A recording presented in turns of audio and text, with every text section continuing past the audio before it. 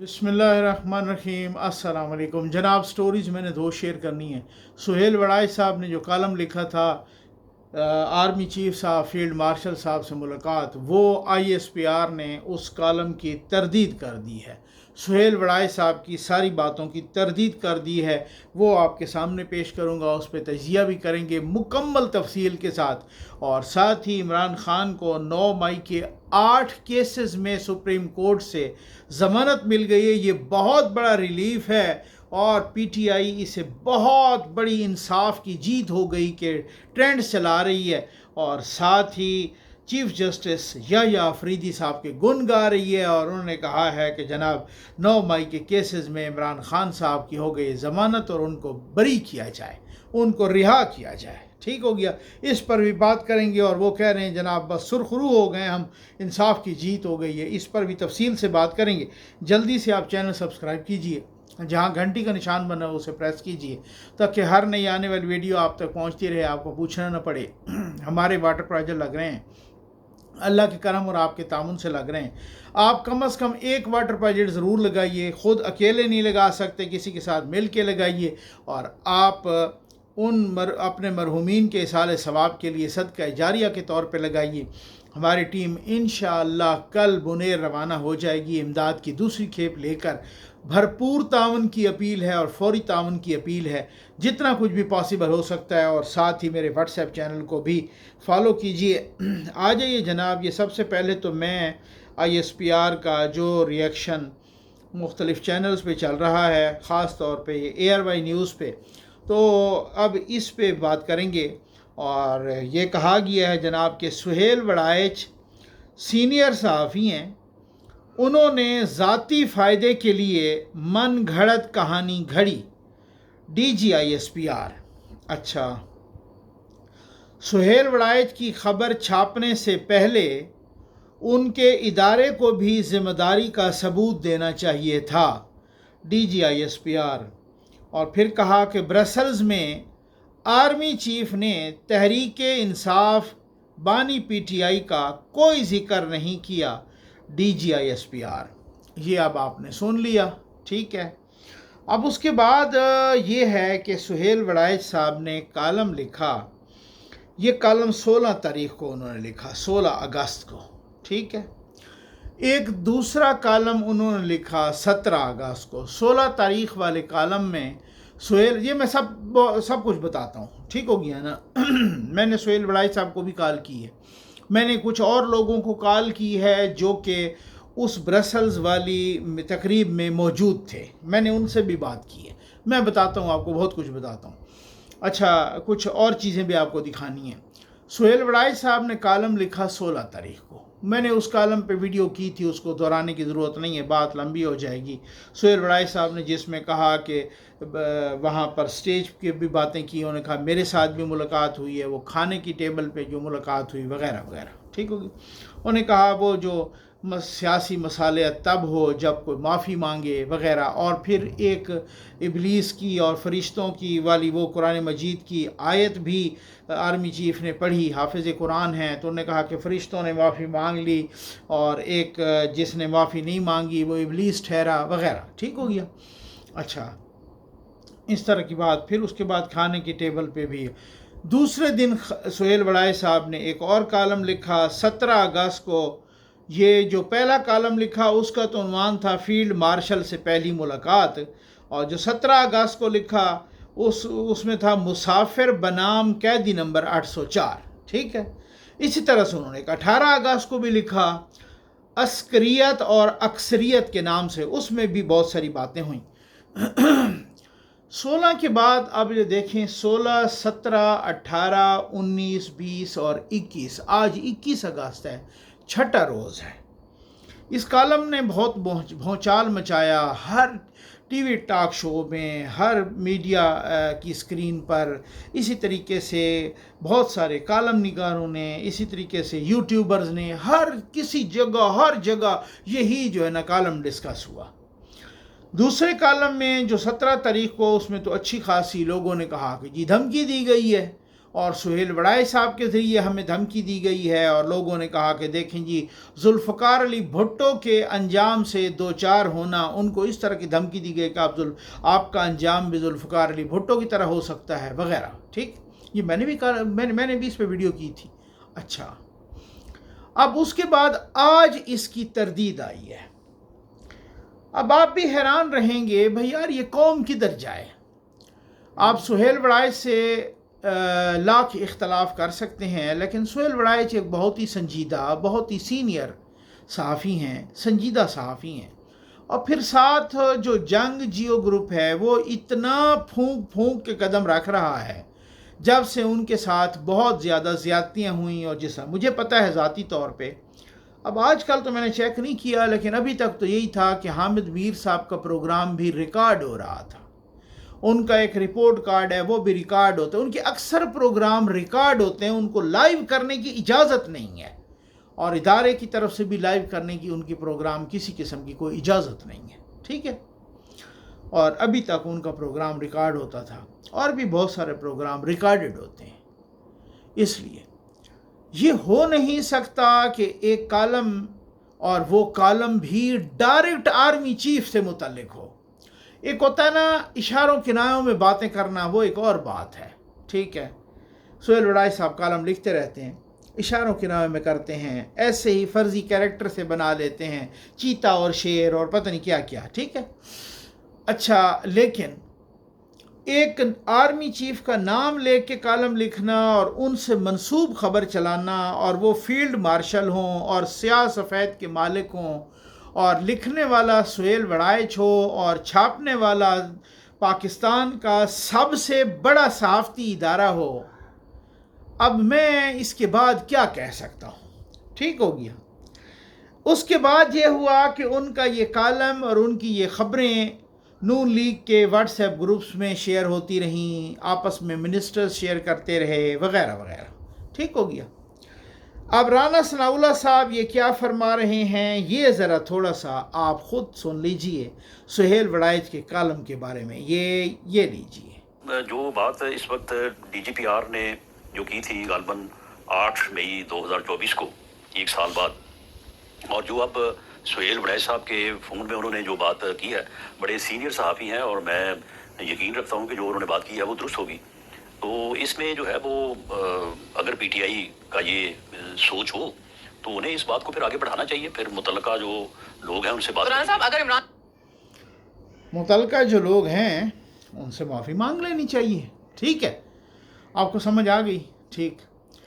اچھا، اب جو میں نے بات کی، میں نے سہیل صاحب تو ابھی باہر ہیں، ان کا مظاہرے کا بھی کافی ٹائم کا فرق ہوتا ہے نا، ان سے میں بات کر لوں گا، وہ ان کی فون نہیں مل رہا تھا. لیکن جو دوسرے کچھ لوگ تھے ان سے میں نے بات کی، انہوں نے تصدیق کی کہ آرمی چیف نے، فیلڈ مارشل صاحب نے اسٹیج پر یہ آیت پڑھی ہے.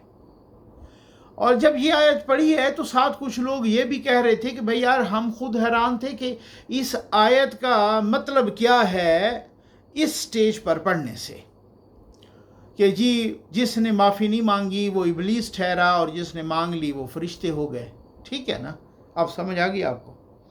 میں آپ کو حذیفہ رحمان صاحب کی ویڈیو ایک دفعہ میں پھر سنواتا ہوں کہ جو انہوں نے کرن ناز صاحبہ کے پروگرام میں یہ اپنا بیان دیا تھا بہت تفصیل کے ساتھ. ذرا تھوڑا سا اس کو بہت چبا چبا کے سنیے گا، اس کو بہت ہی تفصیل سے، اور اس کو ذرا کان کھول کے سنیے گا صاحب کیا فرما رہے ہیں. یہ لیجئے، یہ ذرا آپ سن لیجئے. بانی تحریک انصاف کی رہائی کے حوالے سے 4 سے زائد مرتبہ ایک مغربی ملک نے کوشش کی ان کے سفارتکار ہماری سیاسی قیادت سے بھی ملے، اصلی قیادت سے بھی ملے، اور مسلسل جمائمہ وولڈ سمتھ سے اس سفارتکار کی دوستی بھی ہے، اور وہ لیکن ظاہر پاکستان میں ایک بڑے ملک کی نمائندگی بھی کر رہی ہیں. جی جی سب بھی موجود ہیں. تو ظاہر اب آپ کراچی میں میں بات نہیں کر دی، ہر بات میرے منہ میں نہ ڈالیں. تو اس کے بعد جب یہ بات کی گئی تو وہ بانی تحریک انصاف سے بھی ان کی ملاقات ہوئی، اور بانی تحریک انصاف نے آمادگی ظاہر کر دی تھی کہ ٹھیک ہے جی مجھے جی جیل میں ملاقات ہے. آپ کی ٹی وی نے خبر بھی چلائی تھی ان ڈیز میں کہ جیل اڈیالہ جیل میں رات کو کوئی برطانوی آ کر ملے ہیں، اور انہوں نے خبر وغیرہ کی، اس پہ زیادہ بات نہیں کی. اگر ان کی سائڈ سے بار بار بات نہ ہوتی تو اس کو میں تذکرہ بھی نہ کرتا.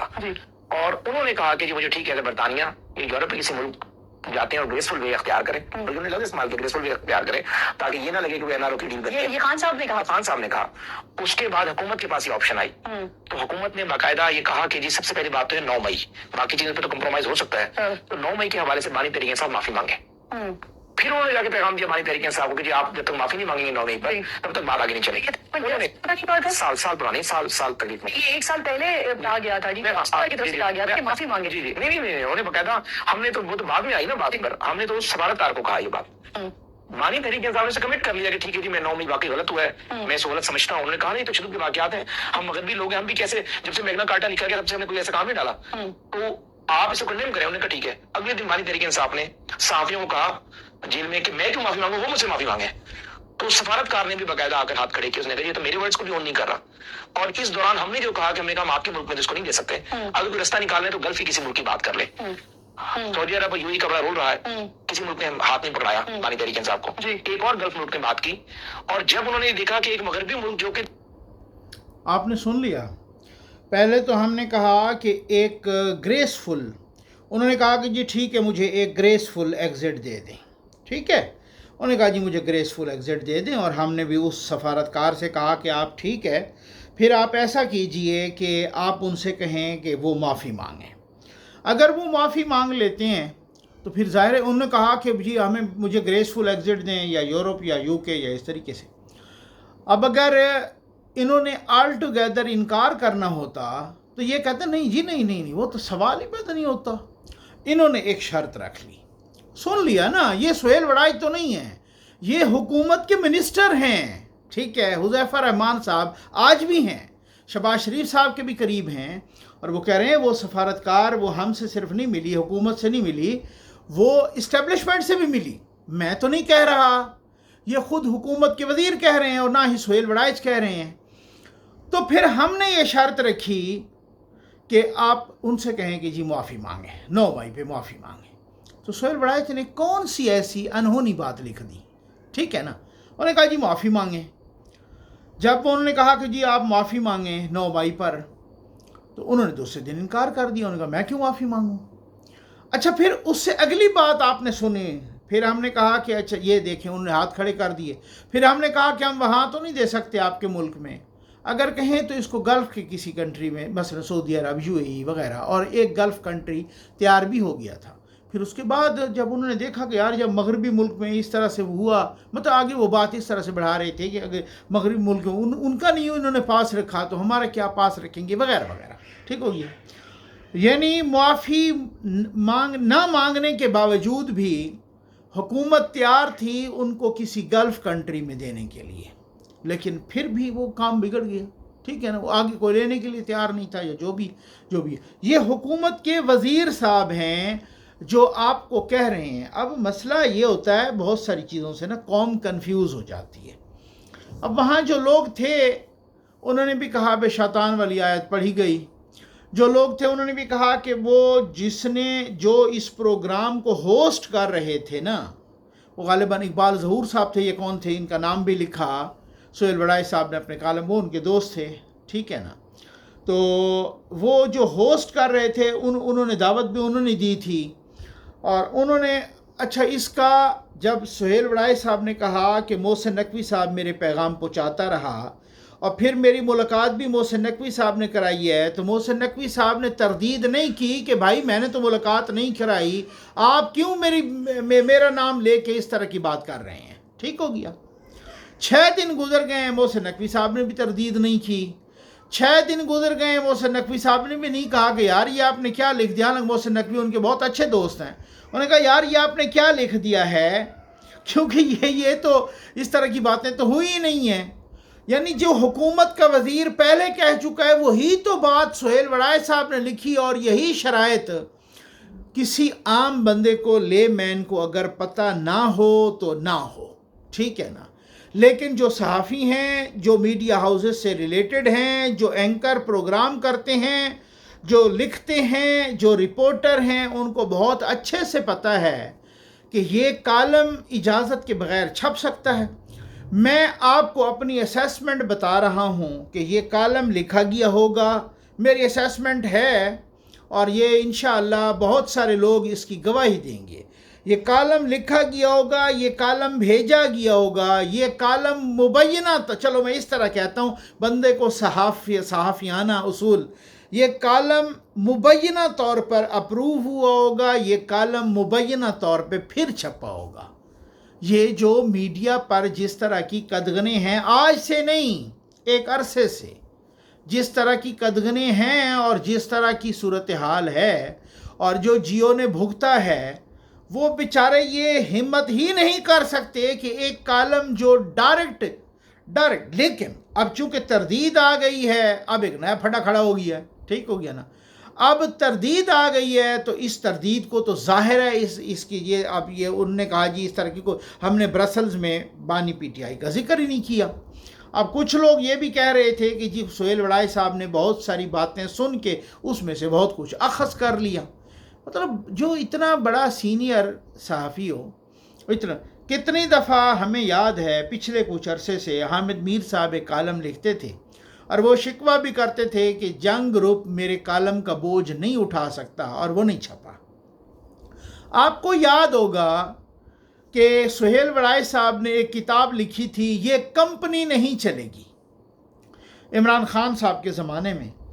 اس میں اور کچھ نہیں تھا، اس میں سہیل وڑائے صاحب کے پچھلے جمع کیے ہوئے کالم تھے، لیکن اس کا جو ٹائٹل تھا نا، اس ٹائٹل پہ جو تصویر تھی، جنرل باجوہ بیٹھے ہوئے تھے، عمران خان اس کے قدموں میں بیٹھے تھے، غالباً عوام نیچے پیر کے نیچے بوٹ کے نیچے تھی، یا وہ جو کچھ بھی تھا، اس میں آپ نے وہ دیکھا، وہ شام کو کتاب پہنچی تمام بک سٹالز پر، صبح وہاں سے اٹھا لی گئی، صبح تک وہ ساری کی ساری کتابیں غائب کرا دی گئیں، صرف اور صرف اس ٹائٹل پہ جو یہ تھا۔ تو اتنی سی بات تھی، اتنی سی دیر لگی، اور یہ 6 روز ہو گئے ہیں، اور یہ اب لوگ یہ کہہ رہے ہیں کہ بھائی دیکھیں اگر ایسی بات ہے تو پھر پی کا ایکٹ لگا دیں سہیل وڑائے صاحب پہ، انہوں نے اتنا غلط کیا، انہوں نے ایک کو منسوب کر کے، ٹھیک ہے نا، چلیں اس کو دیکھتے ہیں۔ سہیل صاحب سے میں بات بھی کروں گا، وڑائے صاحب بہت اچھے انسان ہیں۔ آج 9 مئی کے 8 مقدمات میں عمران خان کی ضمانت ہو گئی ہے، وہی ضمانت جو نیچے عدالتوں سے ریجیکٹ ہوئی، وہی ضمانت جو لاہور ہائی کورٹ سے ریجیکٹ ہوئی۔